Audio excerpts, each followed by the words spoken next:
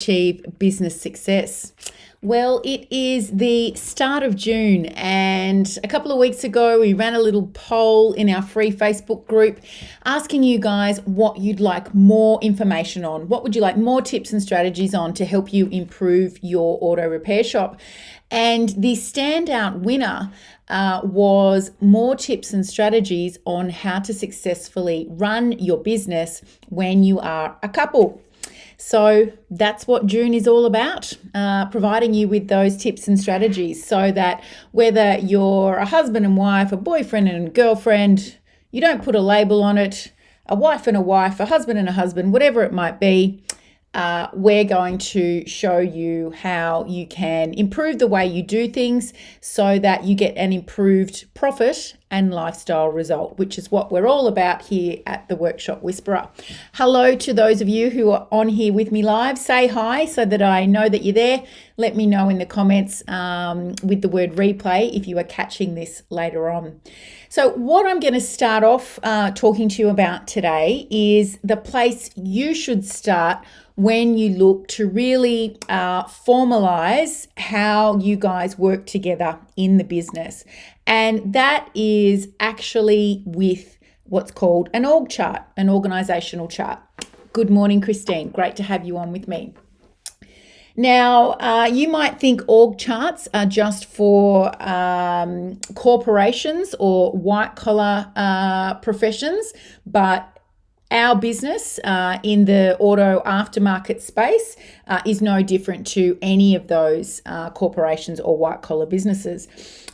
We have a structure inside of our business that needs to be clearly visible, and it starts with us at the top.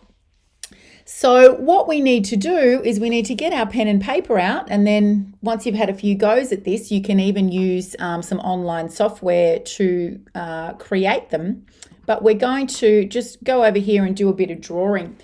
So your business needs to have its own CEO. And again, you might think that that's a bit silly for an auto repair shop, but I'm here to tell you it is no laughing matter. This is serious stuff, and the effectiveness of your leadership and management of your business actually depends on how well you do at this organizational structuring. So in your business, I'm just going to use husband and wife just to keep it simple for terminology. One of you needs to be the CEO. There's only one CEO in any business. Have a think about it. Anywhere where there's any big corporation that's ever tried to have two CEOs has usually failed. So that's why we see in nearly all businesses where there is a CEO, there is only one. And that's because there needs to be a tiebreaker person, somebody where the ultimate decision making for the business rests when agreement can't be reached further down the line. So one of you needs to rise to this CEO position, and you should look at it from the viewpoint of who is the person on a day-to-day basis who most naturally fits into this decision-making role. So who perhaps is okay making tougher calls, who is a little bit more strategic and can have that space to have a bit more vision over the business than the other. That is who your CEO is. Then that means that our second position on the org chart, which we will draw here, it can be a title that you describe yourself. It might be operations manager, it might be general manager, whatever you want to call it. But this is basically on the org chart, the person who is second in charge. From there, we then fill out our normal sections of our org chart. So if you're a larger business, you might have a workshop manager. You'll have to excuse my handwriting. And you might have a service manager. And then under those, you may have just your technicians, or you may have a foreman in there, and then your techs, and perhaps then an apprentice. And then over here, you might have your service advisors and potentially even an admin or reception person. Now, they're the basic roles that you might find in your inside your business structure. Even if you are a team of husband, wife, one technician, and one service advisor, when you design your org chart, it's really, really important that you're thinking about the business you want to have in 5 years' time. So we don't want a record on a piece of paper of the way your business looks right now. We want the org chart to have all the roles on it that you would like to fill, even if you currently fill most of those roles, for 5 years' time. So what does that mean? Well, that means that in addition to these roles here, we've also got a marketing department. We've also got finance. You've got an accountant, a bookkeeper. So we add those in, they all exist. Accountant, bookkeeper, marketing. At the moment, that might be you, but that's okay. You still put that box in there for marketing coordinator. So what we want to do is we want to fill in all of these little boxes with the roles that you want to have, because not only does this help give structure to the business that we want for the future, but it also helps us cost out each role because we can have a look at that and we can do some research. We might find that to hire a marketing graduate eventually, that's going to cost $50,000 per year. So we know that eventually when you take that hat off your head and go to hand it over, you're budgeting in $50,000 for that role. And it's the same every time. You might want to have 5 techs in 5 years' time. So you will, oops, that's a T. You will be able to put those costings on there. So not only does this show your structure, it also shows your budgeting for team wages as you go along. So how does this thing help you as a couple?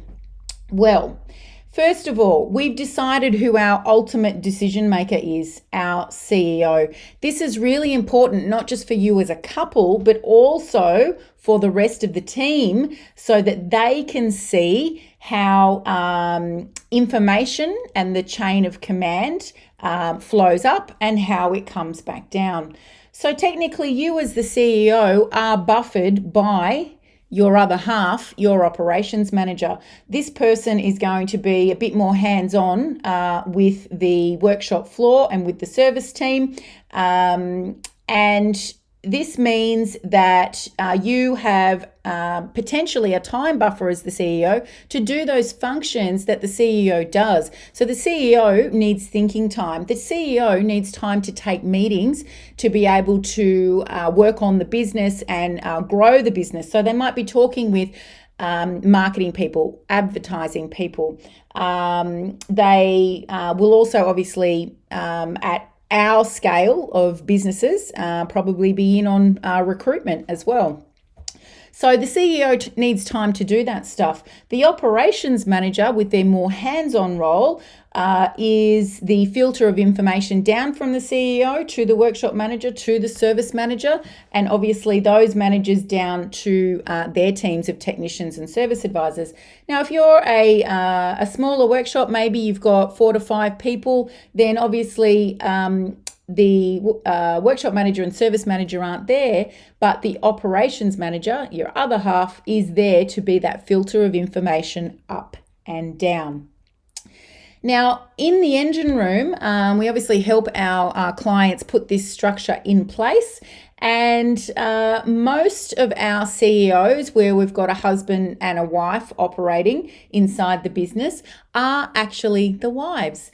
Often the wives have come from a corporate or a retail background to begin with, and they more naturally have taken to this role, allowing the husband to function in the operations manager's role. So they've got their eyes on the floor, they've got their eyes on the front desk, and they are the buffer for the CEO.